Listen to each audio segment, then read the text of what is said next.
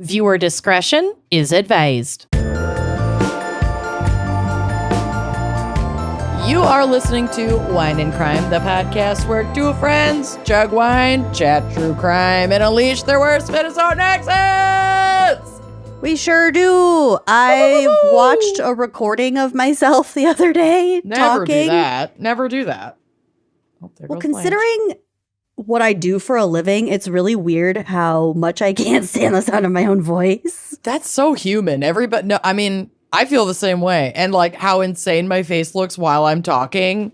It's perfect. Look at Blanche just absolutely wreaking havoc down here. Buddy. Aww. But what I was going to say is, yeah, I do have an organic accent in day to day. It stands out. Also, June picked up a paper bag the other day and paper said, big. Oh, big. God. She also did her first OLP. She did? Baby's first OLP. I mean, it's just a noise, you know, who really knows? But it was an OLP, and it was in the correct context. She dropped something and said, OLP. Whoop. I love that. She also said baby's first oh fuck the other day, but that's just typical baby. You are not keeping me thoroughly updated. How am I just hearing about baby's first fuck, baby's first ope? I regret saying baby's first fuck. I don't like how that was phrased. Nope. I actually didn't catch it till you backed on up and repeated it. Well, because I'm processing what I've done. I'm sorry. What? These milestones are so special. That's what needs to go in her baby book, which is right here, almost completely empty. God, you're gonna have to add some baby books. You've got, almost 2 years to put in there. Isn't that crazy? Don't remind. That's crazy. But those are the milestones I'm going to start. I love it. Because, won't she be 2 in December? Mm-hmm. God love her. They grow up so fast. Her. She also says, because hot outside. In December, it will be her birthday. And if you're wondering why we said that way, is because we have a very special I can talk. We have a very special fan pick from Sailor Alexandre. And they have chosen the topic of birthday crimes. Birthday cake. It's your motherfucking birthday. It's your birthday. And this episode comes out not far from my birthday. Nope, that was intentional. That's very sweet of you, scheduler Lucy. God bless. You're welcome. And Sailor gave us a lot of runway on this. Like, basically, pick something that happened on your birthday, maybe somewhere in history, maybe somewhere locally, maybe something you experienced, maybe it was also someone else's birthday. So we're probably gonna have stuff. I'm gonna have stuff from September 30th in history. Not of 87. No, I have a historical case that. Me too. What? I actually have 2. Oh my God. So let's 2 historical July 2nd cases. Let's get into it. Sailor also gave us so much freedom. God bless. On the wine pairing, they just wanted it to be a THC beverage. And let me tell you. You've got some. I love that. Well, okay. Got some in my possession right now. No, I didn't plan well for this. And as we record this, we are leaving for our gals trip to Ireland in mere days. Mm-hmm. And so our fridge and cabinets are pretty bare bones. We're on rations. We're not doing a big shop before we travel because we're going to be gone for 10 days. So that's responsible. I got rid of a bunch of garden produce today. That was, unnecessary. Unfortunately necessary, not unnecessary. I gave it away. It'll get used. It wasn't wasted. Great. Oh, perfect. That's perfect. Mm-hmm. You got rid of it. You didn't throw it out. Love that for you. Correct. But despite the fact that I'm not sipping it, doesn't mean I'm not using it. I am definitely enjoying Mayflower today and in all days. But I wanted to shout out, and I have shouted them out before because it is hands down my favorite THC beverage in the Twin Cities, and that is Flavor Pixels. And this is made by Insight Brewing here in Minneapolis. I think they're over in Northeast. I don't quite remember if that's Insight or Indeed or if they're right down the street from each other. I don't know. But they have, I think, what tastes the best and is priced the best for like the milligram and size that you are getting from these THC beverages, because some of these have gotten quite expensive, and I understand that things cost money. But when it comes to your weed, you should make sure that you are getting all the bang that you can for your buck. And the fun thing about the Flavor Pixels option is that you can get them in 10 milligrams or 5 milligrams. I love that they don't have a bunch of added sugars. Like, they really do taste to me like a flavored sparkling water. I usually get the 10 milligram. I have two go-to favorites, either the mix pack, which has a bunch of different flavors in it. It has like a mixed berry, an orange, a grapefruit, which is super, super good, and a mango. But if you're feeling really special, if you're feeling like the dog days of summer are ending and you would like to extend them, then I cannot recommend highly enough their orange creamsicle. Oh, damn. Bitch. It's so fucking good. But they also have cherry lime. They have peach mango. The blackberry lemon is also really, really good. It kind of tastes like a lemonade. And there's a couple of different mix packs you can get. So you can get the mix pack with the flavors that I listed earlier, but you can also get one that has blackberry, lemon lime, pineapple, and like tangerine. So they have all kinds of different fun flavors that you can get. You can get them in 6-packs, or you can get them in like the bigger 12-packs. We usually just go for the 12-pack of the 10 milligram because I want it all. I want the most and Just the most. You're not here to waste your time. Yes. And those retail in like the $50 to $60 range. But then if you're going lighter on the THC and lighter on the amount, like you can get the 12-pack of 5 milligrams for $45. You can get the 6-packs for $25 of the 10 milligram. It's just like they have a lot of different options depending on what your budget is. And I know that like these beverages do get expensive, but these are locally made. You can like feel good about who you're supporting. And for the Twin Cities shoppers, the Flavor Pixel really is like some of the best bang for your buck for the size and the amount of THC that they're putting in there. Also, I don't want to be a turd, but like pro tip, it is usually cheaper to buy them at the liquor store than it is to get them at, we don't even really have dispensaries yet, but like at a weed shop. So if you're really trying to like stretch your budget as far as you possibly can, take a look at even places like Total Wine, other liquor stores that carry THC beverages. Most of them in the Twin Cities have them anymore. So check there first before you're adding them to your purchase of gummies like at the THC store.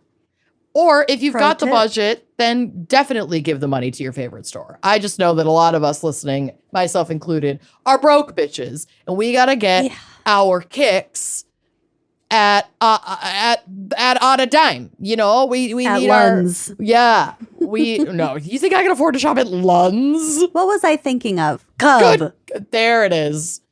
That's Some more one in alignment. syllable. Yeah, sorry. You're sorry I made you sweat there. No, Lund's. that's okay. I have a Lund's near me. I go to it on occasion for They're like beautiful. their really good meat counter and their really good produce, but I usually try not to because it's more expensive than the co-op. It's so expensive. I know, it's so expensive. There is much to be said about the psychology of like a low ceiling and like warmer lighting. It's true. Better. I want you to dive into the research on this. Maybe while you're enjoying a Flavor Pixel 10 milligram THC beverage. Okay. Twist my arm. Yeah, crack one of those. I just have a regular water. And while we go to a quick break to hear a word from our sponsors, and while I maybe get this bag of bedding away from my rabbit who is trying to open it and play with it, I'm going to hit the Benjamin and then we'll come back and talk about more birthday crimes after we hear a word from our sponsors. I love that. Let's do it. Okay, here we go. Y'all, do you have people in your life that are so impossible to shop for that it just grinds your gears? It gives you terrible anxiety? My dad. Yeah. Everybody loves a cherished memory, so I'm about to tell you that you can give them that, because Easy Canvas Prints makes cherishing life's most precious moments easier than ever. Get affordable and fully customized canvases and photo gifts like photo tiles. I love these because, I love a gallery wall. You can get mugs. You can get pillows. Give your mom a pillow with your face on it. And so much more, shipped fast. Yeah, if you're wondering what to get for your mother-in-law, trust me, this is the easiest solution you'll ever find. With hundreds of combinations to choose from, Easy Canvas Prints has the perfect gift for literally any occasion. Bring your memories to life with Easy Canvas Prints. Order now on www.easycanvasprints.com/gals for a discount on 16 by 20 canvases. Woo! Fall is here, babes. It's in full swing. This is the perfect time to refresh your wardrobe with pieces that feel as good as they look. You gotta layer, people. That's the name of the game when it's cold. And luckily, Quince makes it easy to look polished, stay warm, and save big without compromising on quality. Sweater tees. Sweater the little weather. cashmere sweater tees. Wool coats. Oh, my Lord. Quince has Boots. all Italian leather. I can't. They have all the elevated essentials for fall, like 100% Mongolian cashmere starting at $50. Yeah. Washable silk tops and skirts, perfectly tailored denim, like we were listing, wool coats, jewelry, beautiful leather bags, shoes, baby stuff, bedding. All at prices that feel too good to be true. These pieces look designer level, but they cost a fraction of the price, and the quality is just as good as those super expensive, like aspirational pieces, if not better. So they do this by partnering directly with ethical top-tier factories and cutting out the middlemen. So Quince delivers luxury quality pieces at half the price of similar brands. And if we haven't expressed it enough, they have something for everyone. They really do. This is the kind of wardrobe upgrade, people, that feels smart, stylish, effortless, and you're gonna be happy with the price. So keep it classic and cozy this fall with long-lasting staples from Quince. Go to quince.com/wine for free shipping on your order and 365-day returns. That's QUINCE.com/wine to get free shipping and 365-day returns. Quince.com/wine. All right. Lucy, Yes. what do you got for us this week for birthday crimes? I'm very excited. I feel like the hotter the weather, the weirder the crime, and you've got a July birthday. I'm in the smack dab middle of the year, pretty much. Yeah, the dead heat of summer. I love it. I know, you do. Prime it's perfect cicadas. Yeah. Lightning bugs. for you. Remember those. God. Yeah, I went on a Minneapolis Parks Board Oh, you've told us about this. walk Yeah, I'm so jealous. at the Quaking Bog to see fireflies this summer. It changed my DNA. It was magical. If you pay attention to your Parks Board activities, Yeah, they're very cool. that is a New Also, Year's resolution that I can stand behind.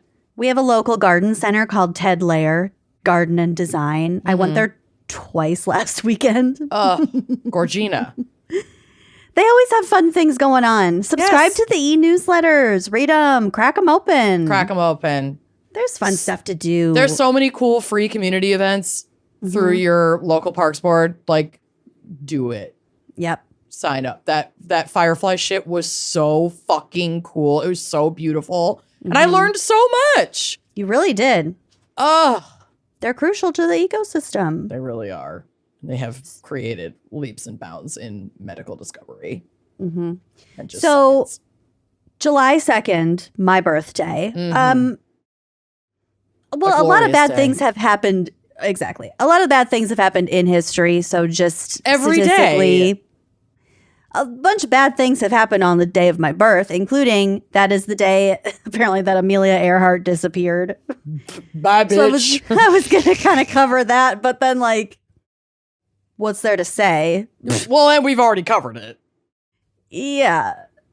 She gone. So there's that. There was also a horrific stampede of people at the Hajj, like Mecca. What? They were all trying to like get through a tunnel. Like 1,400 people were trampled to death. This was in 1990. Oh my God. But that's happened like several times. Honestly, being crushed under a crowd of human beings is a fear. I don't love hugely crowded places. No. Because if there were an emergency, and God knows, living in America, you're on edge at any moment, but especially in like a packed place, and then people panic. Did you watch the Astroworld documentary on Netflix? Yeah, There's fucked like me up. that crowd expert who was talking about how that happens, and people move like liquid. Oh God! And if you get under like the wave, you're fucked. You're not getting up. Oh my God. And that's not even just being so close together. You're crushing people who are standing upright. Stampeding on top of bodies that have fallen to the ground. Yeah. And I'm a trip hazard. I broke my foot taking a walk. Sure did. Not even really taking a walk. You were in the parking lot. Yeah. Yeah. Walking from a lift cab to a beach on a flat surface with a cleared trail. Oh my God. Sober as a judge. Sober. Not a trap. Not a puff. Well, fortunately, none of the cases that I actually covered had to do with stampedes. I didn't cover those two things, but those are two little extras for you. Good God. Bonuses, I guess. Thank you. You're welcome. I'm blessed. Blessed and highly favored. So my first case is a tale of a woman just doing woman things. Hell yeah. Yeah, you're not necessarily going to hate her. I can't wait to hear what the woman things are. Also, she has the best name. What's her name? Bathseba. Her name is Bathseba Ruggles. Shout out Jojo Ruggles. God bless the Ruggles. God bless the Ruggles. It's a very old, storied family name. Mm-hmm. So Bathseba Ruggles was born February either 13th or 15th, but a Pisces either way. Okay. 1745. Wow. In Sandwich, because that was a real place in like the 13 colonies. Oh. To her father, because we don't actually know who her mother was, but presumably she had one. But her father is very noteworthy. This is Brigadier General Timothy Ruggles. He was a very wealthy man who had held some of the most prominent positions in the Massachusetts Bay Colony. Okay. So he was a loyalist, meaning he was loyal to the British. Mm-hmm. So he wasn't really on the American side as things panned out. Mm-hmm. So Bathsheba, I'm going to call her Bath. Okay. Bath was said to be her father's favorite child. I think she was one of like 4 or 5. Mm-hmm. She was educated. She had everything money could buy. When she was about 21 years old, Bath was arranged to be married to the son of a wealthy Boston merchant. Okay. It's actually not determined if this was an arranged marriage or if it was a legit romance. Mm-hmm. It does sort of matter. So just keep that, I guess, in the back of your mind. Okay. This guy's named Joshua Spooner. He was 4 years her senior. He lived in Brookfield, Massachusetts. The two got married in 1766. They moved into a nice 2-story home in Brookfield. They lived in relative affluence. Mm-hmm. And they had 4 kids between 1767 and 1775, one of whom died in infancy. But she had kids in a relatively short period of time. She saddled. Yep. So keep in mind, at this time, class distinctions were super important and social status was based on family lineage. Mhm. So both of these people were very privileged and also somewhat in the public eye, like people knew who they were. Okay. When the American Revolution began in 1765, Bath's dad, the Loyalist, remained a Loyalist, and he was ultimately banished from Massachusetts. And the hatred generated by this extended to members of his family. Okay, so they hated him for being a Loyalist. He gets banished, but then they're hating on his descendants and family members as well, even if they didn't necessarily agree with him politically. Yeah. Got it. So they're a bit tarnished. Reputations are tarnished. So the dad was forced to flee to Canada in 1774, and his massive estates were confiscated. Josh, husband, supported the Patriots, while Bath shared her father's views. Oh, a split in the household. Vikings versus Packers. This caused much tension in the Spooner marriage, as you can imagine. I mean, people are really intense about the Packs or Vikes. A lot of marriages don't survive. And when Bath said she wanted to go visit her father in Canada, Josh was like, no. No. If so he could fill your head with more British loyalist bullshit? Absolutely not. Probably, but it's also her dad. Like, Yeah. it wasn't great. Author M.V.B. Purley describes in his book, James Leslie of Topsfield, Massachusetts, and Some of His Descendants. Catchy the title of the book. Yep. Quote, Mr. Spooner was a retired lumberman, passively disposed and of simple tastes. His wife was Bathseba, daughter of Chief Justice Ruggles. She never knew the want of a luxury that money could buy, and was haughty and imperious, and the house was divided against itself. She's used to getting what she wants. She sure is. Also, Josh was abusive, and Bath fucking hated him. It was described as her having a, quote, utter aversion to him. To her husband. Oh, God. It wasn't great. Not great. But also, women could not just go out and get a divorce at this time. No, there was fuck all she could do about it.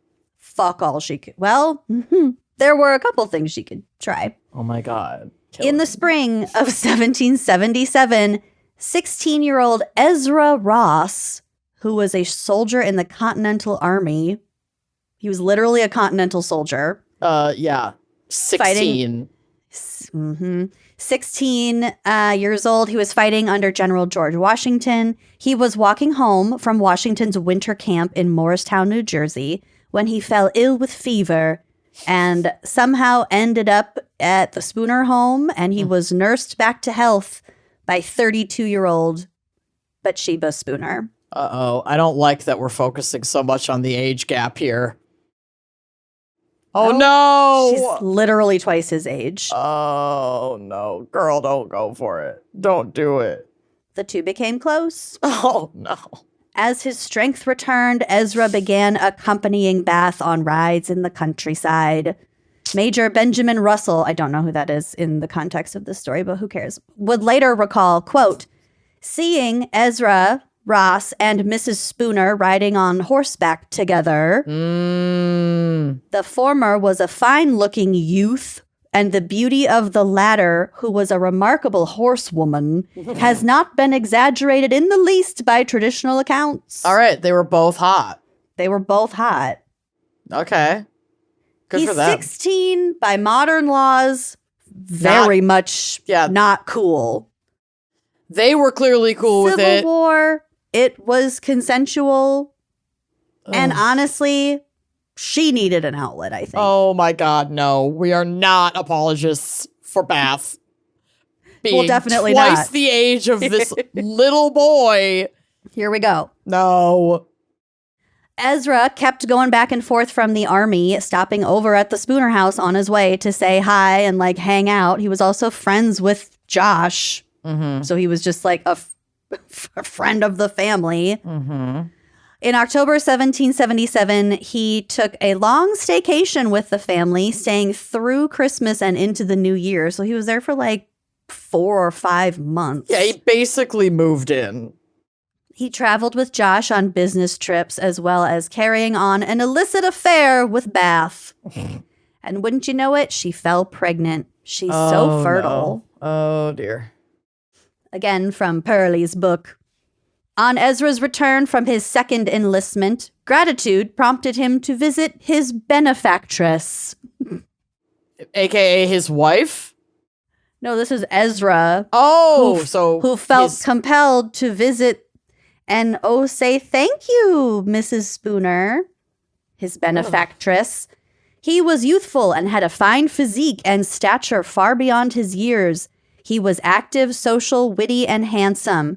She was artful, seductive, and profligate. Just means like excessive. Obsessed. Mr. Spooner was in her way, and he was removed. Uh-oh.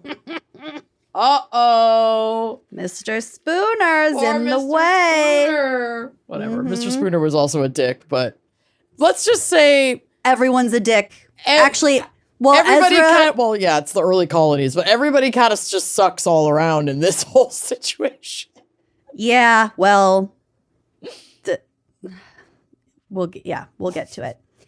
This is from womenhistoryblog.com. In February 1778, Ezra Ross once again traveled with Joshua Spooner, this time on an extended trip to Princeton, Massachusetts, where Josh owned a potash business. Okay. I love potash. So old-timey. Mm-hmm. Bath secured a bottle of aqua fortis, or nitric acid, with which Ezra was to spike Joshua's bedtime toddy. Oh, the last and hottest toddy of your life. Well, not really, because Ezra backed out of the plan. Oh, okay. Probably, you know what? Good for him. Don't be Good for him. I know. Ezra's totally the least worst person in this whole story. He's a child. Yes, at this point he's like 18, but yes, you're right. So Ezra kind of he got freaked out and he went back to his parents' house at the end of the trip. He's like, I'm not even going home with you. I gotta go home. You're trying to get me to kill this guy? I'm calling my mom. Yeah. Like, this has gone too far. Calling my mom. I need to call my mom.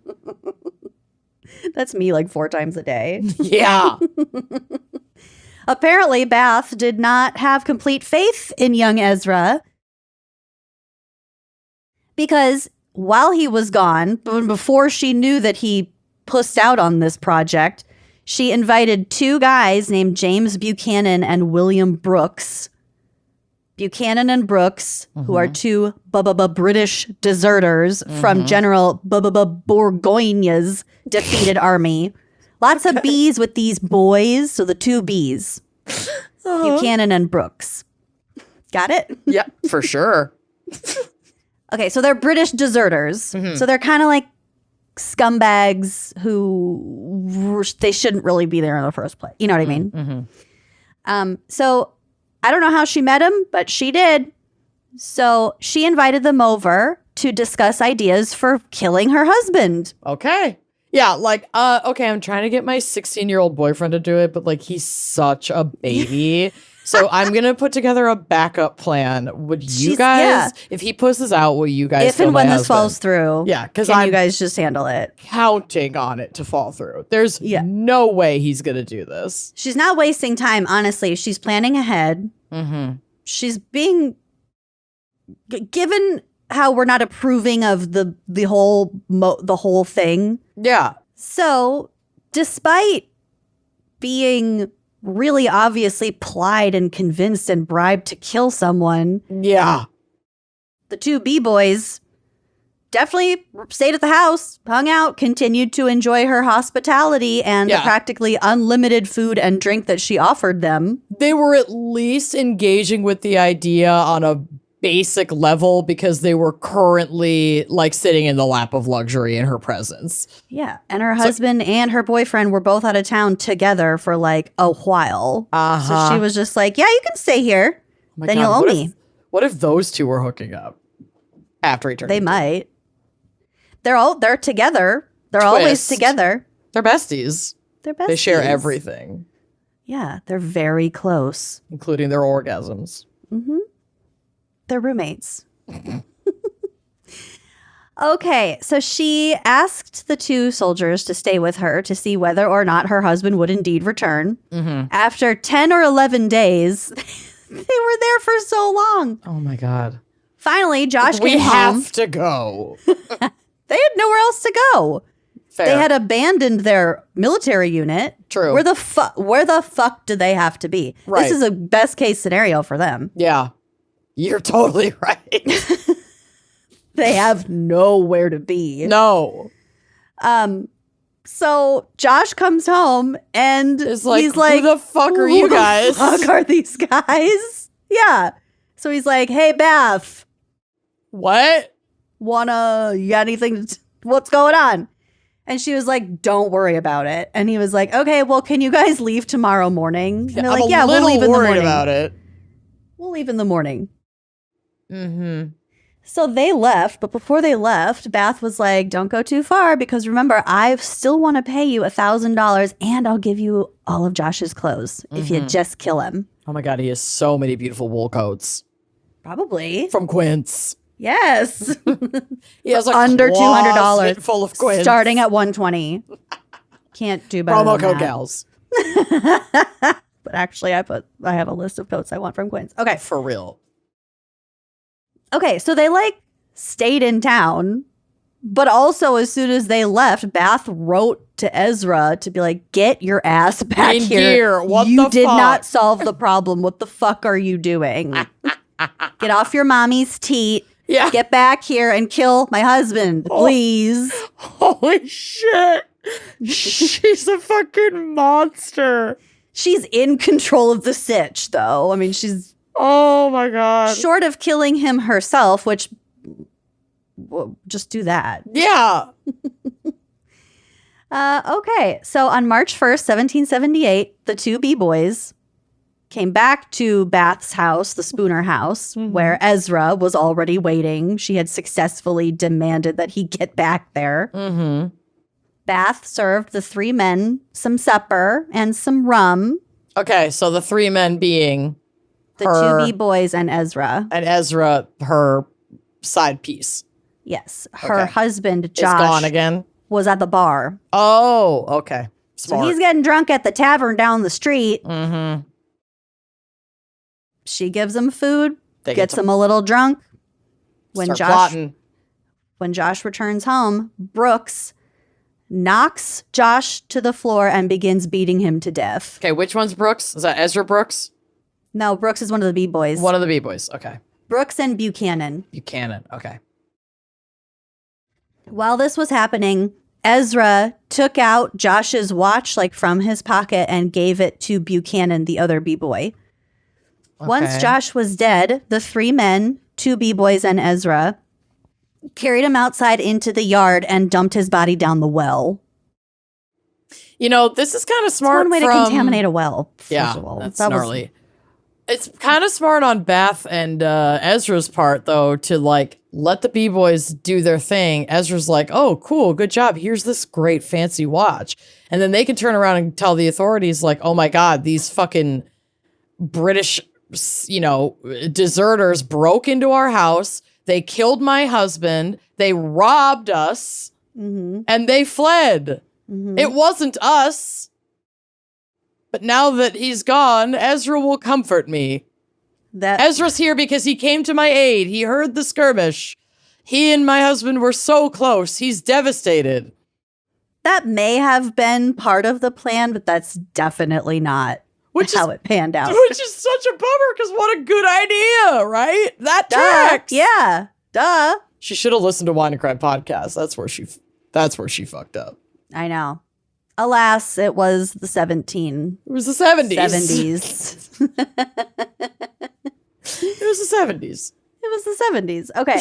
So Bath was like, sick. You guys did it. Good job. Here's the $1,000. Here's some clothes, including a pair of monogrammed silver shoe buckles. Monogrammed with Josh Spooner's initials. Again, the thievery story is panning out so the evidence is so there. Well, there's one big problem, and it's that these two are fucking stupid. So the next night, The next night, the two B-boys were out drinking in a bar in Worcester, 14 miles away from wherever they were, the fuck they were. Brooksfield, whatever. Showing off their new shoe buckles, their new shiny shoe buckles, their new monogrammed shoe buckles. Them being stupid should be perfect for Bath and Ezra to be like, yeah, they broke in here, they killed this guy, and look at them, they're boasting about it at the bar. And they were also wearing all of Josh's clothing. Yep, so they stole all of his shit. Someone called the authorities and they were arrested, but also, unfortunately for them, Ezra was also at the bar drinking with them. Okay. And he hid in the attic from the police when they came, but they found him hiding in the attic. So they were like, you're suspicious. Why you up here, bud? All three of them were arrested, and all three of them turned immediately on Bath. Hey, man. Instantly. You got us. You got us. Sorry. Mm-hmm. Holy They found shit. Josh in the well. They arrested Bath. They also arrested 3 of Bath's servants who later testified on behalf of the prosecution against Bath, and they were let go. Yeah, what the fuck did they have to do with anything? Leave them alone. Well, okay, so they're arrested for like different things. Like the one B-boy is arrested for actual murder, And then the other ones are like Josh. conspiracy, hiding evidence, blah, blah, blah. So they were saying the servants probably knew something because they were in the house. And a lot was going on. And a lot was going on. But also maybe they just arrested them that was their leverage to get them to testify. Yeah. It was the 70s. There's no laws. It was the 70s. Yeah. So also keep in mind, the trial took place at Worcester's Old South Meeting House on April 24th, 1778. Mm-hmm. And remember what happened in 1776. Is that the Boston Massacre? Tea Party? Well, it's when we became the United States. The Declaration of Independence. Oh, yeah. Okay. That's right. So this was the most sensational trial in the history of the United States. And people were really into it. Because the United States were 7 seconds old. Yeah. Yeah. Mm-hmm. So the trial lasted all day. Wow. If only they knew then what we know now. It was the first capital trial to be held under the newly formed United States government in Massachusetts, and it passed judgment on what was considered to be one of the most extraordinary crimes to be committed in New England. That's so funny that you covered that case, because my case is not far off. Oh, no. From that. How did we manage to cover such a similar case when we're doing birthday crime? The details of the case itself are not similar, but the historical significance and era are quite similar. Let's just say we can piece together. I have bested you in one part. I'm not done yet. Okay. Prove it. I mean, I'm not done. Prove it. Okay, I'll keep talking. The prosecuting attorney was Robert Treat Payne, who was a literal signer of the Declaration of Independence. What? So he was... Can you imagine?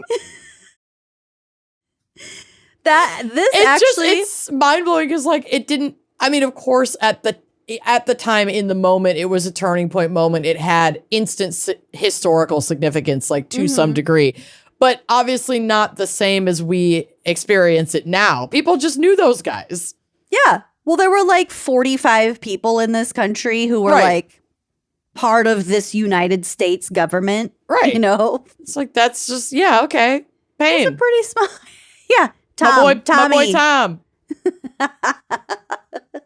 He's got this. Oh, yeah, he totally signed the Declaration of Independence. I always forget about that. Cool. Yeah, Tom's cool. Tom's cool, yeah. Best man at my wedding.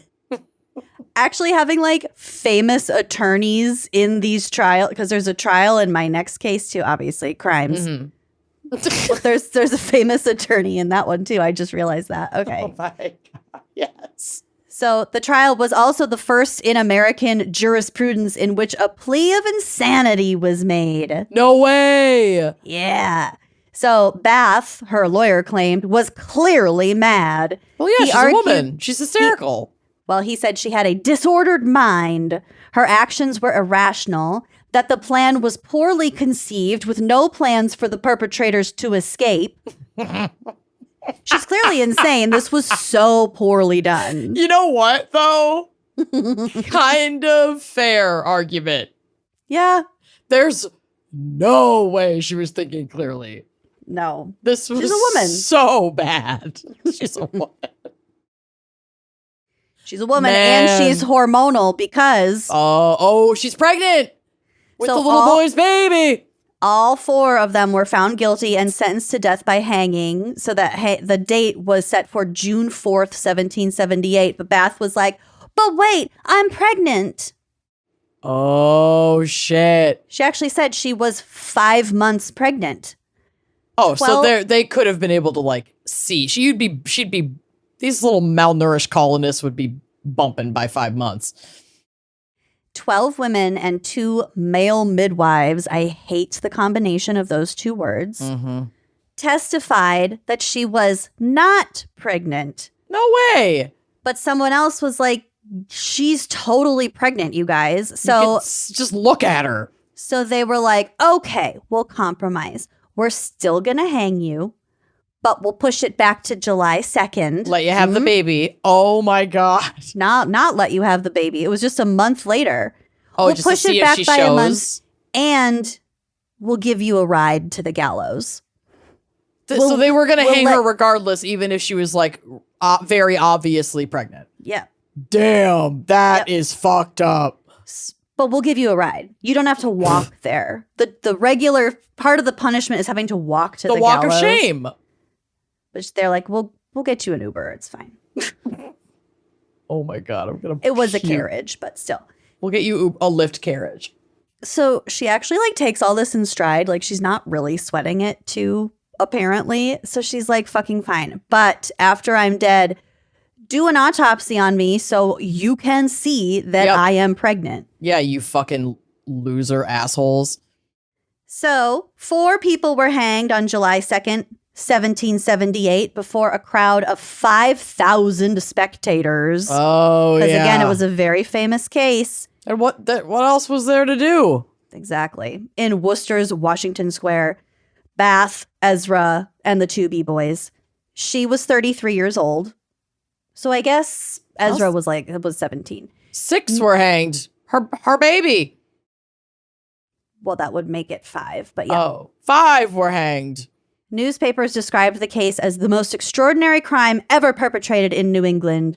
On the evening of her execution, Bath was autopsied by a team of surgeons as requested, and she was indeed found to be pregnant with a 5-month-old boy fetus. Yup.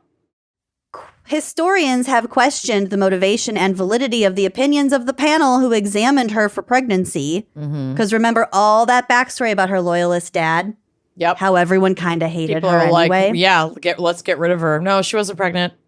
Yep. So that suggests that she was executed based on the hostility in the community against her father's support of the British cause. Also, the deputy secretary and the leader of the Massachusetts Executive Council who signed her death warrant was part of a group of patriots called the Loyal Nine. So they were like super pro-America. They were specifically anti-Timothy Ruggles, her dad. And he was also a close relative of Josh's stepbrother. So, the deceased stepbrother. More small town shit. They were just like, well, I'm Fuck you signing your guys. death warrant. I don't think you look pregnant. Yeah. The infamous well, which served as Josh's temporary coffin, is identified by a granite marker. It's still there? Or like the hole? You can't see the hole. It's just, it looks like a gravestone. But in the summertime, the stone is so densely covered by poison ivy that you can't even get close to it. Oh, Yeah. that's some witchy shit. Mm-hmm.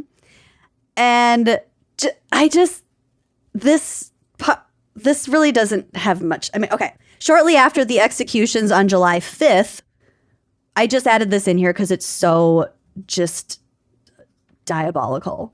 Oh, God. Okay. Reverend Ebenezer Parkman, the minister of a nearby town of Westboro, delivered a sermon Hey, that's entitled... where my aunt lives. Really? Yeah, I have aunts in Westboro and Worcester. Cute. Mm-hmm. So his sermon was entitled, "The Adulteress Shall Hunt for the Precious Life."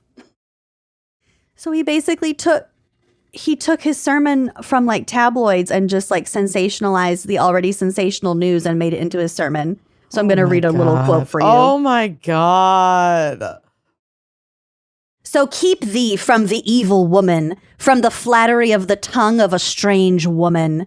Neither let her take thee with her eyelids.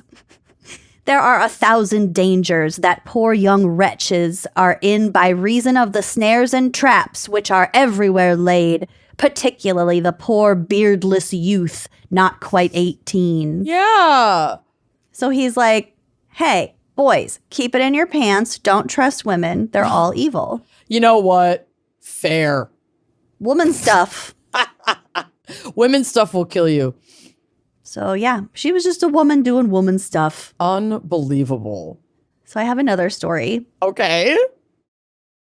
It takes place in a similar time period, but we can, again, kind of piece together through history. Mm-hmm.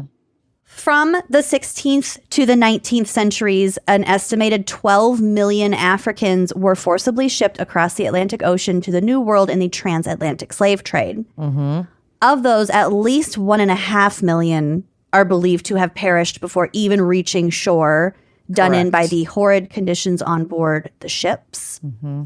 Disease, famine, dying of thirst, dying of hunger, or murder. In 1807, the U.S. Congress joined with Great Britain in abolishing the African slave trade, although the trading of enslaved people within the United States was not prohibited. Right. They it's were like just... we cannot bring new individuals over, but whoever's already here, yeah, we still own. Oh, God, it makes me sick. They had enough people reproducing. They didn't need more people, and it was very expensive. And that, at the end of the day, that was probably the main reason. Of course. Of course. Despite the international ban on the importation of enslaved Africans, and because that shit was still legal inside these countries, illegal abductions and trafficking continued. It was just on a smaller scale. So, for example, Cuba continued to transport captive Africans to its sugar plantations until the 1860s. So there was still a market for enslaving Africans. Along the coast of present-day Sierra Leone, Spanish slave trader Pedro Blanco, evil, horrible, renowned slave trader, he was said to live partly like a European aristocrat and partly like an African king. So he partnered up with a local leader to help him round up his human cargo. Oh, my God. In February of 1839, slave hunters abducted a large group of Africans from Sierra Leone. One of those people was a young man named Sengbe Pieh. Pieh? I'm not really sure how to say his last name. Sengbe was born in Mendi, Sierra Leone in about 1815, so he was about 24 years old at this time. His father was a local chief. Sengbe was married with 3 kids, and he worked as a rice farmer. According to one primary source, he was about 5 feet 8 inches tall and very well built. A quote from the New York Journal of Commerce from August 1839 reads, and I'm just reading this to put into context, I guess, the description, his physical description. Okay. He is a Negro who would command in New Orleans under the hammer at least $1,500. Oh, my God. So at auction in New Orleans up in the States. Yeah. He would get about $1,500 at least. He's so impressive. So on this day of February 1839, he was walking along a well-traveled path near his home when he was captured by 4 black strangers. His wife and 3 children were unaware of what had happened, and they thought that he might have been eaten by animals, but he just never came home, and they never saw him again. Oh, my God. He later thought that his captors might have been members of a rival tribe or debt collectors, because that kind of kidnapping for debt collection, it wasn't uncommon. Right. So he was captured and then forced to walk for days to reach the coast. And Sengbe and 52 other Africans arrived at Blanco's slave depot, which is known as Lomboko. Kept in barracks, they were stripped naked and thoroughly inspected from head to toe. Disease, famine, and beatings were commonplace at this site. Then after several weeks, they and 500 or so other captives were loaded onto a ship called the Tecora. It was a Portuguese slave ship. According to testimony that the Amistad captives gave later, because this is the story of the Amistad, they were shackled around the ankles, wrists, and neck, and forced to sleep tightly together in contorted positions with not enough headroom to even stand up straight. Whippings were handed out for even minor offenses like not finishing breakfast, and each morning dead bodies were brought up from the lower deck and tossed into the ocean. So they're on this ship crossing the Atlantic for 2 fucking months. Finally, they arrive in Havana, Cuba, which was then a Spanish colony. So they're taken off the ship. They're paraded out at a slave market and just like poked and examined and prodded and ultimately sold. Jose Ruiz purchased 49 adults and Pedro Montes purchased 4 children. I don't know if these guys were like partners, but they were at least traveling together at this time. Sure. They had plans to bring them kind of along the coast of Cuba and stopping at ports to sell them to sugar plantations that were along the coast. But they were heading to a specific plantation a few hundred miles away in Puerto Principe, which is now Camagüey. Nailed it. Cuba. Ruiz and Montes, both Spaniards, then loaded the enslaved people onto the Amistad, which ironically means friendship in Spanish. Ugh. Great. Oh, that's so sick. I know. At some point, Sengbe was given the name Joseph Cinque, Cinque. So that is how his name is recorded in a lot of history texts, if you have heard of him before. But we'll be calling him Sengbe because that was his name. His name, yeah. On June 28th, the ship left the Havana Harbor, under the cover of night to avoid being seen by the many British anti-slavery patrol ships. On board, the captives continued suffering severe mistreatment, including the pouring of salt, rum, and gunpowder into freshly inflicted wounds. Jesus Christ. They developed a particular dislike for the cook on the ship, who delighted in insinuating that they would all be killed, chopped up, and eaten. So he's terrorizing them psychologically in his own way, that particular person. And everyone fucking hated him. Well, and there were like verified reports of eating of them. Yes. Of enslaved people being eaten. I mean, it's an unimaginable level of horrific. And there's a film called Amistad. We'll get to it.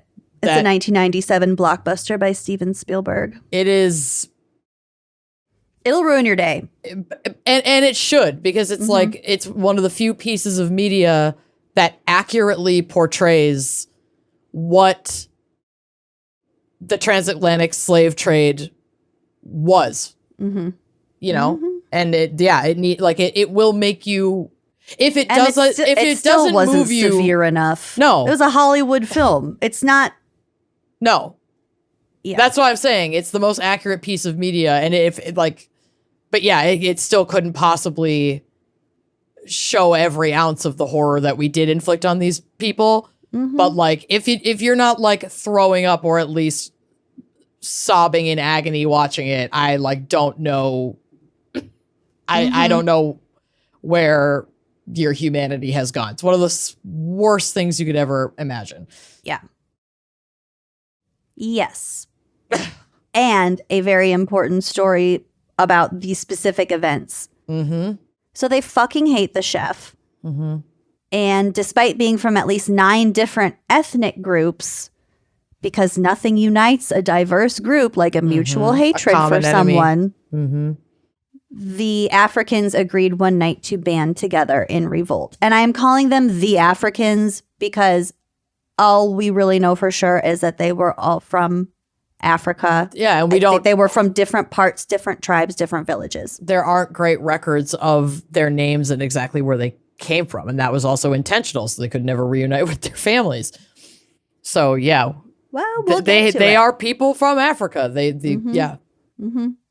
I just want to address because I'm not trying to overgeneralize because Africa is a entire continent, right? And I think that also shows how united they had to be against these horrors, because it was and remains a huge diaspora of different cultures across, like you said, an entire continent. These are not like people who all knew each other. They were from all different parts of the continent. Yep. Okay, so they're down in the horrible lower decks together. One night, Sengbe found a nail somewhere, or he had found a nail, and he used it to pick or break open his shackles and his neck, his collar. And then he went around and freed everyone else from their shackles and iron collars. Then he quietly led everyone up to the main deck, headed straight for the cook, and bludgeoned him to death in his sleep. Yes. Though awakened by the tumult, the other 4 crew members, plus Ruiz and Montez, who are these guys who had bought these people, didn't have time to load their guns. Grabbing a dagger and a club, the captain managed to kill 1 African and mortally wound another. So 2 Africans passed away in this mutiny. But he was eventually slashed to death with the cane knives that the Africans had found in the ship's hold. They found like a bunch of like rusty machetes, and they slaughtered the captain with it. Good. Yeah. 2 other crew members threw a canoe overboard and jumped into the water after it. I believe they fully escaped. I don't know. They were in the middle of the water, so I don't know whatever. But the cabin boy stayed out of the fighting altogether. He was spared. He was also a very young enslaved person of color, so I think they were just like, we're not going to kill you because you're innocent. Ruiz and Montez, meanwhile, were relieved of their weapons, tied up, and ordered to sail them back to Sierra Leone. Yes, bring us the fuck home. So the Africans, none of them had grown up like on the coast, so they didn't know how to navigate in the ocean really at all. Montez was kind of the one who knew how to navigate the most. So that they kept them alive and forced Ruiz and Montez, mostly Montez, to take them home. Yep. So during the day, the 2 Spaniards set an eastward course because they at least knew they knew a direction they were going. Right. As they had been told to do. However, at night, they headed north and west in the hopes of being rescued. So they were trying to attract the attention of one of their fellow Spaniards who would save their ship and regain control. Oh, God. So over 2 fucking months, they're doing this. They have an uneven course between the U.S. and Africa. After passing through the Bahamas, where the Amistad stopped on various small islands, it moved up the coast of the United States. And news reports began to appear of a mysterious schooner with an all-black crew and tattered sails steering erratically. So people were seeing this ship and being like, something's not right. Over there? Someone's drunk driving or something. Yeah. Well, with little to drink on board, dehydration and dysentery took a toll, and several more Africans died Finally, on August 26, a U.S. Navy brig ran into the Amistad off the eastern end of Long Island. Long Island. They made it all the way up there. Damn. Ruiz and Montez were freed at once, with the Africans imprisoned in Connecticut, which, unlike New York, was still a slave state at the time. The Spaniards told the authorities that they had purchased the Africans in Cuba, where it was legal, so really they weren't the ones breaking the law. Right. We were held captive. They killed some people. As the Africans languished in poorly ventilated jail cells, thousands of curious visitors paid an admission fee to come look at them. Yep. Because everyone had heard about the ships. They were shocked that they had overthrown the crew, basically.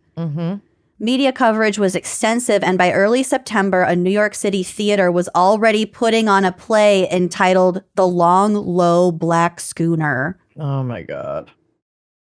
It had just infected popular culture. Influential abolitionists helped secure the Africans a trial in Hartford, Connecticut, in a federal district court. This was all in your neighborhood. That's crazy. Yet they faced a formidable suite of opponents. The naval officers who captured the Amistad claimed salvage rights to both the vessel and the Africans. The cargo. Yep. As did two hunters who had come across some of the Africans looking for water along the Long Island shoreline. So they were just like, oh, finders keepers on these human beings. Fuck. Makes me want to fucking throw up. Ruiz and Montez likewise wanted their so-called property back, whereas the Spanish and the U.S. governments requested that the Africans be returned to Cuba, where near certain death awaited them. Yeah, no.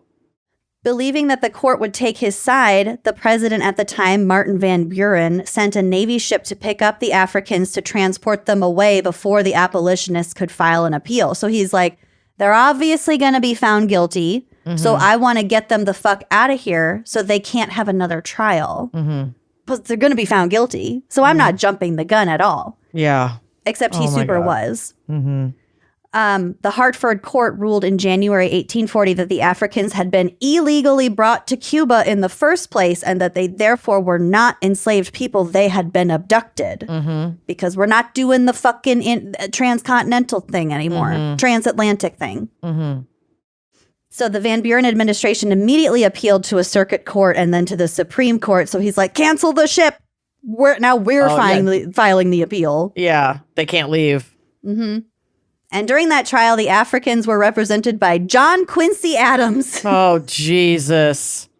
Who ultimately won their case in a 7-1 Supreme Court decision. Which is pretty astonishing because he was a racist piece of shit. But he was a lawyer. I mean, he was representing them. Was a racist piece of shit. Right. He just wanted to win. Well, he did. After over 18 months of just the incarceration in the United States, not to mention the time spent enslaved on the ship and on the ship. Stolen from their home. They were finally free. Oh my God. And once they got their freedom, they found out that the British had destroyed Blanco's Lomboko slave depot back in Sierra Leone in a surprise raid. So they were like, yes, that motherfucker's out of there. So our home is safe again. In its decision, the Supreme Court cleared the U.S. government of any repatriation duties, and the new president, John Tyler, declined to provide funds of his own accords. They were like, well, you're free, but you're here now, so. Yeah, we're not going to help you get home. No. That's not our job. Oh, it's not our job. Them. Salvage rights. Oh, my God. Went to the naval officers, meaning the naval officers got the ship. Yep. The Africans did not. So now their potential vehicle has been confiscated. As a result, abolitionists were forced to raise money from scratch for their journey back to Sierra Leone. So they kind of started a GoFundMe. And a bunch of abolitionists were like, yes, if we can donate money to literally return you to your homeland. So they did. After one of the Africans subsequently drowned in a possible suicide, the number of total survivors fell to 35. So they started with 54 plus 4, 58 people, and now they're at 35. Wow. At fucking last, on November 26, 1841, they and 5 Christian missionaries boarded a boat, arriving at their destination about 7 weeks later. So they went back to Sierra Leone. Damn. A few of the Amistad rebels stayed with the missionaries because the missionaries went there to establish like an anti-slave trade. Like they were there to put roots there to be like, we don't do this anymore. Right. Like, right. You're safe. We're not allowing this anymore. So among the ones who stayed with the missionaries were the 4 children. I don't know how old the 4 children were, but they did all survive. And so they're staying with these missionaries. They also all took English names. Very fucking devastating that they could not or did not be weren't returned to their families. But no. Most of them apparently made a beeline for their villages and their families and subsequently vanished from the historical record. Sengbe discovered that his wife and 3 children had been killed while he was away. And he left the mission to do some trading further down the coast, but he never returned, and it's not known when or how he died. So, couple of pop culture references. We mentioned Amistad, 1997, directed by Steven Spielberg. Morgan Freeman plays not Sengbe, but made the leading role. Anthony Hopkins plays John Quincy Adams. And Matthew McConaughey's in it too. And Jaimin or Jimin Hanso, he is an actor who you would definitely recognize. He plays Sengbe. And last but not least, the Amistad is mentioned in Whitney Houston's classic, Your Love Is My Love. Did you know this? Your love is my love. So it goes, it would take an eternity to break us, and the chains of Amistad couldn't hold us. I never knew what she was saying. Beautiful. The chains of Amistad.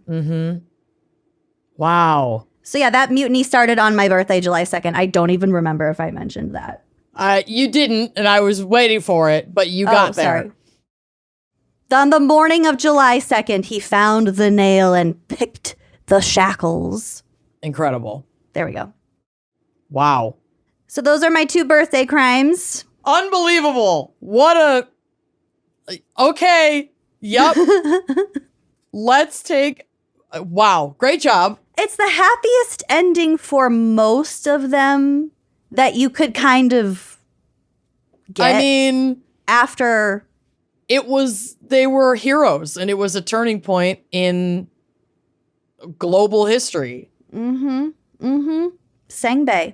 And they got home. That's unbelievable. And like that did not mean that that there was safety when they got home. Obviously, there's still not safety to this very day. But no. But that unbelievable. How many enslaved Africans could even dream of the reality of being able to return home? Right. It's just wild. They did it. Fuck. I would say I should rewatch that movie, but I don't think I'm not in the mental space to do that right now. Well, put it on the list. It's on the list. All right. Okay, let's take a quick break to hear a word from our sponsors, unless, of course, you are a member of Uncorked. And then this will just come right back. No ads for you. You lucky duck. Do you ever wake up sweaty or totally freezing or just like uncomfortable because you're both sweaty and freezing? Yes. The temperature in your bedroom can really make or break your sleep. And that is why Amanda and I have both switched to Miracle Made sheets. They're my favorite. They're inspired by NASA technology using silver-infused temperature-regulating fabric to help you sleep perfectly all night long. These are the bad boys I reached for when we got back from traveling. Slipping into bed for the first good night's sleep back in your own bed on these sheets was heaven, let me tell you. You can sleep at the perfect temperature because Miracle Made sheets are crafted with NASA-inspired silver-infused fabric that helps regulate your body temperature. So if you're a hot sleeper, if you're a cold sleeper, it doesn't matter. These sheets help keep you in the comfort zone all night long. They also stay clean longer. So thanks to antibacterial silver technology, Miracle Made sheets can stay cleaner and fresher up to 3 times longer than regular sheets. That means fewer odors, fewer wash cycles, way less laundry, and you're not sleeping on bacteria. It's better for your skin because all that hidden bacteria that's in regular sheets, it's going to clog your pores. It can cause breakouts. And Miracle Made's antibacterial design helps you sleep cleaner and clearer night after night. And I'm telling you right now, they are luxuriously comfortable without that luxury price. They feel just as good, if not better, than sheets that you would find at a 5-star hotel, but without the steep price tag. These are smooth, breathable, and ridiculously comfortable. We love them. We love them. Upgrade your sleep or give the gift of better rest. Go to trymiracle.com/gals to try Miracle Made sheets today. You'll save over 40%, and when you use promo code GALS, you'll get an extra 20% off plus a free 3-piece towel set. They make an amazing gift, and with a 30-day money-back guarantee, there's no risk. That's trymiracle.com/gals, code GALS at checkout. Thanks to Miracle Made for sponsoring this episode. Y'all, I have always been someone that's been intimidated by cooking. Okay, I have the ADHD. It's hard for me to follow, challenging recipes. And I've got that type of ADHD where if I'm not good at it right away, I don't want to do it anymore. And I'm going to introduce you to your new best friend. That is Every Plate. Because if you think you have to, A, spend big bucks, B, tons of time, or C, be some sort of expert chef in the kitchen to make delicious food at home, I'm telling you, think again. When you use Every Plate, you get restaurant level deliciousness week after week with recipes like, girl, I'm already drooling. Crispy buffalo ranch chicken. Hi. Cheesy Mexican street corn hash. Hello. Yeah. Things that, like, if you're wandering through the grocery store and you're thinking about what you want to eat, you probably won't come up with by yourself, but are so quick and easy to make and will absolutely shock you how amazing they are. They'll blow your socks off. Mm-hmm. You're going to spend less on these flavor-packed homemade meals than you would on your normal groceries or at a restaurant. And I feel like the older I get, the more precious my evening time gets, Yes. especially with a young child. I don't want to spend my whole night in the kitchen. I don't want to have a ton of dishes. And I don't want to spend that much at the grocery store. Like, these things really add up, and Every Plate is helping with all of these pain points. So if you find yourself cooking the same things over and over and over again, and you're in a rut and you hate it and you can't, like, think your way out of it, up your dinner game in 30 minutes or less with Every Plate's clear, easy-to-follow recipes. They're delicious. They're so easy. And thanks to Every Plate's constantly rotating weekly recipes delivered right to your door, you'll always have the best answer to, hey, what's for dinner? Yeah, your husband's literally a chef, and this has still made a huge impact on your family. It's amazing. So what are you waiting for? Dig into these flavor-packed meals your household will love. New customers can enjoy this special offer of only $1.99 a meal. Go to everyplate.com/podcast and use code GALS199 to get started. Applied as discount on first box, limited time only. So, as it turns out, my birthday, September 30th, in history, had a lot of other shit in it too, but had the historical moment of the first person who was tried and executed for murder in the U.S. colonies. What the fuck? So yours was like after it was established as the United States.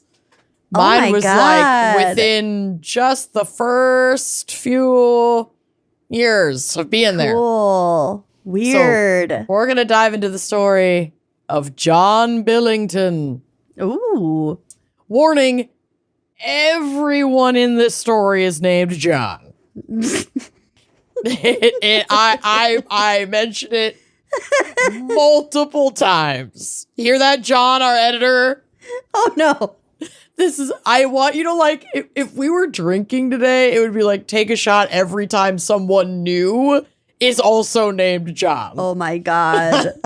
I'm imagining just 12 shots deep. Well, like, at least 5. Oh, 4, God. 5.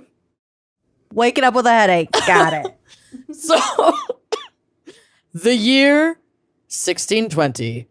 The ship, the Mayflower. Ever heard of it? That bitch. Mm-hmm. Making her way to deliver colonizers to the, quote, New World. Among the 102 passengers were the separatists, known as the Pilgrims, yearning for their religious freedom, and then the strangers. This was like the actual colloquial reference between this kind of divided group, like specifically on the Mayflower. That is really funny. They called them the Saints and the Strangers. The Sharks and the Crips or whatever. Yeah, pretty much. What's the other one? The Jets. The Jets. So the Pilgrims, they're wanting religious freedom. They're the Saints. The Strangers are people like John Billington and his wife Eleanor. She's also referred to as Ellen in some historical accounts. And their two sons, John Jr. and Francis. So we've already got two Johns. So what's their goal? The separatists are, The Strangers aren't fleeing persecution. They are looking for a better life. Because there were also a lot of like, the New World had been discovered, right? By whatever. But this is when we're trying to establish colonies in the New World. Yes. So there were also a lot of like financial incentives for families who were qualified, quote unquote. So like white and at least middle class, whatever, to get to go and purchase land. Virgin land. Yeah, and establish You got life. lumber, you got fur, you got gold. So capitalism. It was either like religious freedom or capitalism. Those were kind of the two reasons to go. So he's on the capitalism entrepreneurial side. spirit. Yeah. So the Billingtons and the other strangers were not fleeing persecution. They were simply looking for a better life. John Billington hailed from Spalding, Lincolnshire, born sometime around 1590 or 1579 or 1580, either the 70s or the 80s, making him about 40 years old when he embarked on that journey on the Mayflower. Pretty gnarly journey. Even before they reached Plymouth, the Billington family had made their presence known on the Mayflower. Oh. During the 10-week sea voyage, John Billington was involved in a mutiny attempt, making, quote, discontented and mutinous speeches. Oh my God. He's just being dramatic. He's definitely a drama king. Because the ship landed in Massachusetts instead of where they had been told it would land, which was Virginia, which is also like, what's the difference? But whatever. At this time, at least. Yeah. His son, Francis, nearly sank the Mayflower by recklessly firing a musket near a half-empty barrel of gunpowder. Okay. Frank is not that bright. But he's not John. Sparked a fire that, quote, by God's mercy, caused no harm. So no one got hurt from it, and the ship did not sink. Okay. Governor William Bradford, the chronicler of Plymouth Colony, would later describe them as, quote, one of the most profanest families among them. They're just rednecks. Yep. Upon arriving in the New World, the strangers initially didn't want to live under Pilgrim rules, the Saints' rules, but the unexpected landing in Massachusetts forced them all to sign the Mayflower Compact, a document establishing rules for self-governance. John Billington scrawled his name in a show of good faith, but it was, for the Saints, a compromise of their religious purity. So basically nobody was happy about it. He's like, I don't want to fucking sign this, and you don't want me signing it because I don't believe in your God. And that was only because they landed in Massachusetts instead of Virginia. So it's And a different territory, it's different new requirements. territory to like be claimed, essentially. Billington's reputation as a troublemaker only solidified in Plymouth. In March 1621, he committed what was reported as, quote, the first offense since arrival. So what had happened was he refused to perform military duty and spoke, quote, opprobrious speeches, so angry or critical speeches, to Captain Miles Standish. For this, quote, contempt of the captain's lawful command, Billington was sentenced to have his, quote, neck and heels tied together. Oh, ouch. He avoided... Hogtied. Literally. He avoided this painful punishment by, quote, humbling himself and craving pardon. But the incident marked him as defiant, and the colonists were not, like the Saints colonists were not chill about it. They're like, we have our fucking eye on you, dude. Yeah. Relax. Mm-hmm. Stop with your opprobrious speeches. Cease your opprobrious speeches at once, John. They're trying to fire John, which we carry the tradition of continuing to try to do, John. Yeah. Watch out, John. We'll tie your neck and heels together. No, what? No, we won't. That's sick. Also, it was wrist and... Oh, no, it was neck and heels. Oh, my God. So sick. But no, we're not going to threaten to do that to anyone ever. Not even John, who we will fire. So that didn't seem to stop the Billingtons, though, because the family continued to be a handful. The eldest son, then 16 years old, and also named John, everybody's so creative, God, wandered off for 5 days in 1622 and was found 20 miles away by the Nauset, a local indigenous tribe. They were like, you lost this. Yeah, well, this had the colonists clutching their pearls because another colony that had settled themselves in Nauset land were attacked by the tribe. Good for them. And the Nauset were aware that colonists had also been like stealing corn from nearby tribes. Not great. They're not happy about that. But also that they themselves had like their children kidnapped by colonists. Oh my God. So there was like this narrative that, oh, the colonists just went there to start their new life and they were savagely attacked. And it's like, no, you were stealing their children and their corn and you tried to take their land without asking. Yeah. So like even if it was just that, they had reason. But it's like, you're also doing a lot of this other fucked up shit. But of course the colonists are like, they're dangerous. He's wandered off into their violent village. What do we do? So this is like, this tumultuousness is creating this narrative. So when they're like, well, we got to get the kid back, they put together an armed like group of like 10 soldiers or whatever to go to Nauset, and they went together with famous historical figure Squanto as translator to recover this child. The Nauset, in defiance of the narrative created about them by the English colonists, welcomed the search party, returned the boy in good health and, quote, behung with beads. The kid's like waving. There's an illustration of him on my God. a tribal person's shoulder. Happy as a clam. So he's totally he's living his best. He's completely fine. And so that was like, for the colonists, they were like, wait, what? He's being carried across the river so he doesn't get his velvet slippers wet. Mm-hmm. Oh my God. So the tribe also confronted the colonists about the theft of their people and their corn. Yeah. And they wanted to reach an agreement to basically just like, let's just leave each other the fuck alone then. Like, if we can't figure this out, y'all just do your thing over there. We're going to do our thing over here. It's chill, okay? Mm-hmm. The colonists repaid the corn debt and agreed to keep their damn hands off the Nauset people. And there was actually pretty solid peace between the colonists and the Nauset for decades, until obviously our white colonial bloodlust just fully takes over and we just fucking stole everything. But like for a time, like through a considerable war, they also stayed, they honored the terms of their agreement to each other.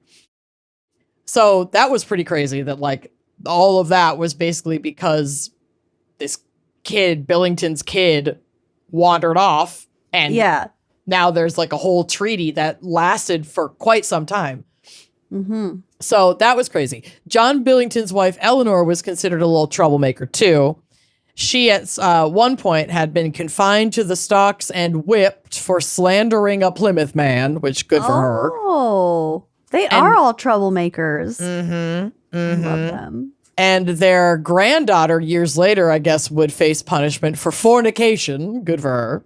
You little slut. It seemed the Billingtons were constantly at odds with the strict Pilgrim Society in the colony. Billington's clashes were not always so direct. In 1624, he was suspected of supporting John Lyford and John Oldham. Jesus Christ. Fucking everyone was named John. Two men who were known to be critical of the colony's strict religious policies, and they were ultimately banished. Though Billington denied involvement and stayed in the colonies, Governor Bradford's opinion of him was clear, writing to a friend, quote, "He is a knave, and so will live and die." Ouch. I know, because Sick burn. knave was a potent insult at the time, signifying Especially someone for pilgrims. unscrupulous, hostile, and not to be trusted. Knave. Yeah. Underused. Yeah.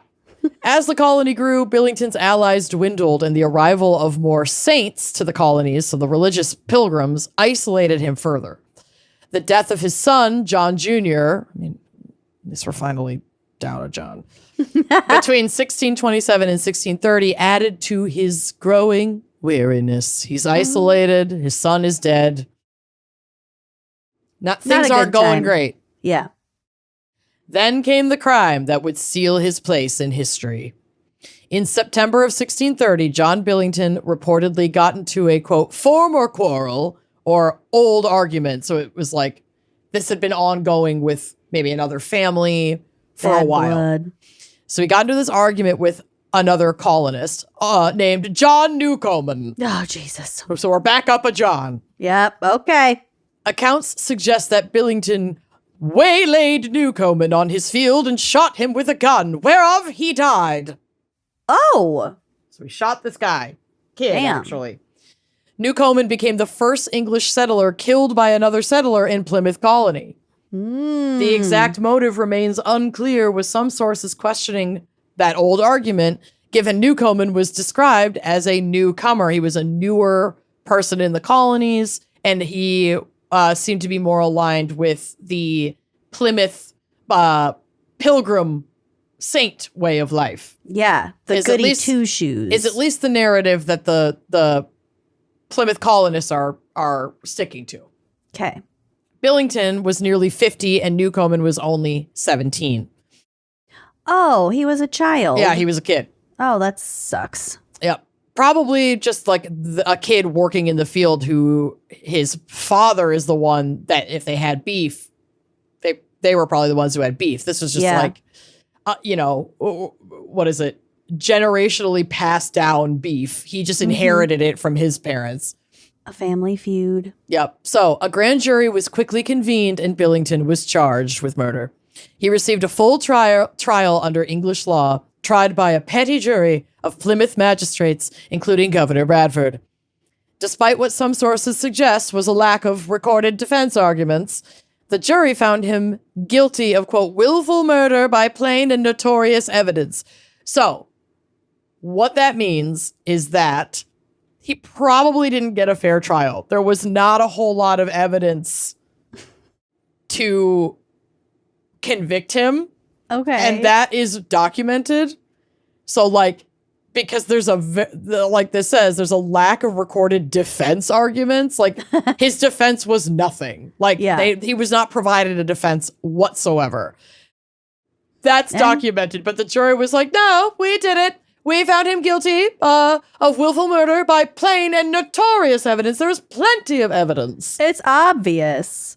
And so it's pretty safe to assume that that this guy that the Pilgrim Saints notoriously hated, who conveniently killed one of their own and now could be himself put to death, didn't get a fair trial. But we don't really have the documentation to really dive deeper into that. So we just have to take it for what it was. He was found guilty. The Plymouth leaders faced a grave decision, as this was, quote, the first execution amongst them. They sought counsel from John Winthrop, leader of the neighboring Massachusetts Bay Colony, who unequivocally advised that Billington, quote, ought to die and the land be purged from blood. Okay. This They're whole also case- dramatic. This whole case makes me want to watch The Witch. Like all these little clips of how they spoke. Yes. fucking- I have to turn on the subtitles. Yeah. It's so fascinating.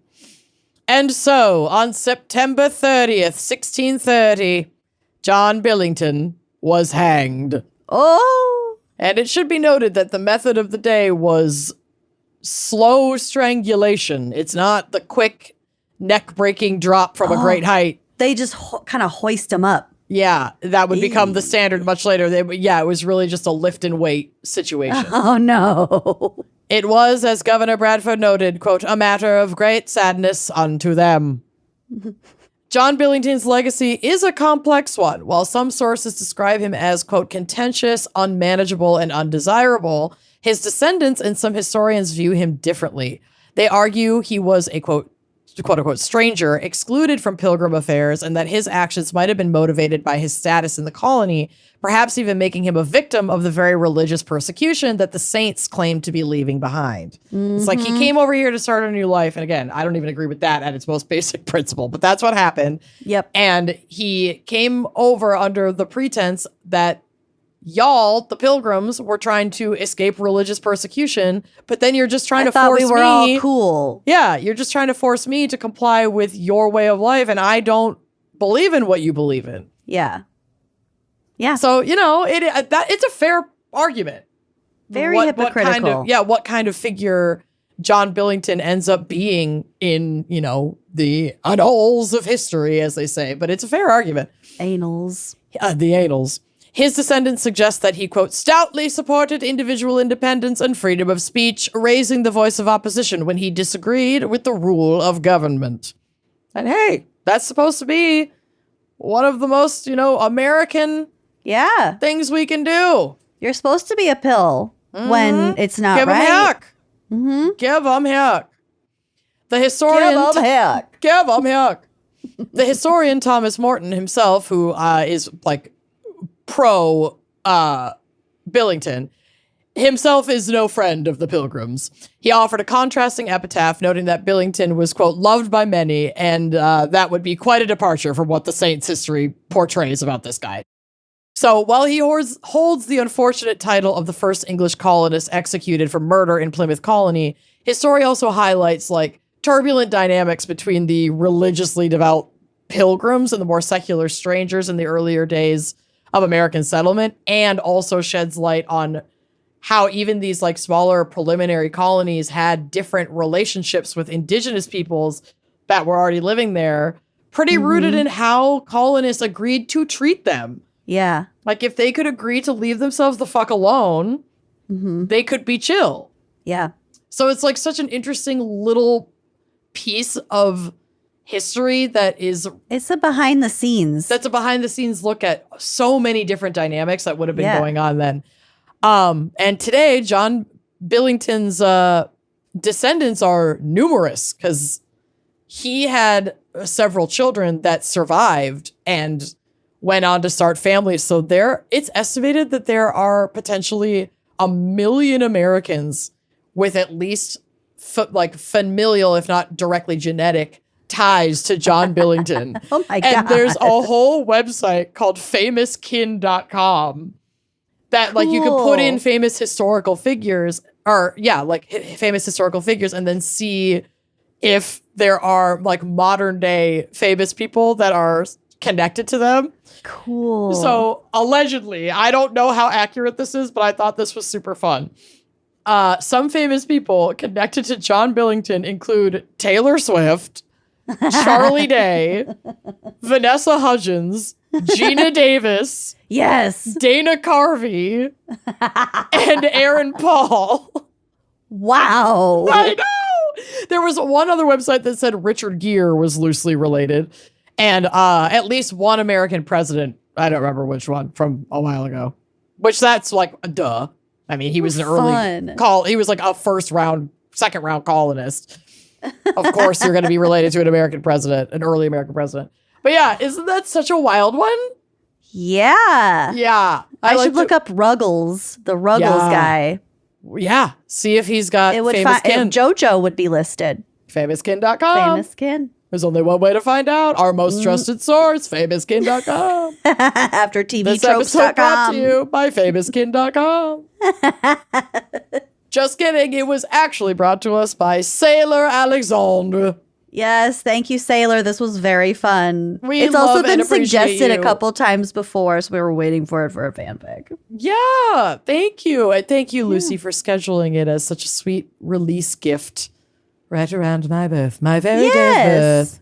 Crossing it off this list of birthday presents that I'm saving up for you. Oh my God. I don't want you to see what's on it. Sure. Don't worry. I am too high to read much more. So you're safe. Secret safe with me. Secret safe with me, girl. I won't remember any of this. This is why this worked so well. Every day is new. Fresh. Every story I've told for the first time. Like the fireflies at the park. The fireflies. Oh my God. Connect with your local parks. Oh God, we have to go. Join us Sailor. on Uncorked. We love you. Yes, please go to our website, wineandcrampodcast.com, to join us on Uncorked to get this episode ad-free and a bunch of bonus content. You know you want it. Okay, thanks for listening. Love you. See you next week. Bye. Like what you see? Check out more episodes and become a member to unlock exclusive content. Yeah, don't forget to like, comment, and subscribe. Bye.